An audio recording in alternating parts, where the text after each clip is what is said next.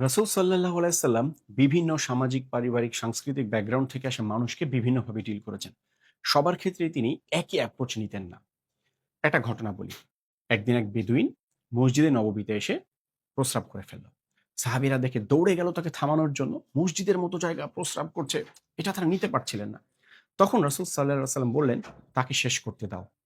যখন তার শেষ হলো, তখন সে বেদুইনকে আল্লাহর রাসূল ডাকলেন এবং বললেন, "দেখো, এটা আমাদের ইবাদতের জায়গা। এখানে এসব করতে হয় না।" এবং এখানে দেখেন তিনি কত সুন্দরভাবে তাকে ডিল করলেন। সাহাবীরা যেভাবে ধরতে গিয়েছিল তিনি সেটা করেননি। তিনি বুঝতে পেরেছিলেন এই মানুষটা বেদুইন। তার পারিবারিক, সামাজিক, সাংস্কৃতিক শিক্ষাটা একটা সভ্য শিক্ষিত মানুষের মতো হবে না, এটাই স্বাভাবিক। এজন্য তার কাছ থেকে এই ধরনের কাজ হতেই পারে। আর তাকে তিনি সেভাবেই ডিল করেছেন। কোন পানিশমেন্ট দেননি, বরং নরমভাবে বুঝিয়েছেন। রাসূল সাল্লাল্লাহু আলাইহি সাল্লামের জীবন থেকে এমন অসাধারণ বিভিন্ন ঘটনা জানতে যুক্ত হয়ে যান আমাদের সিরা এক্সটেন্সিভ কোর্সে।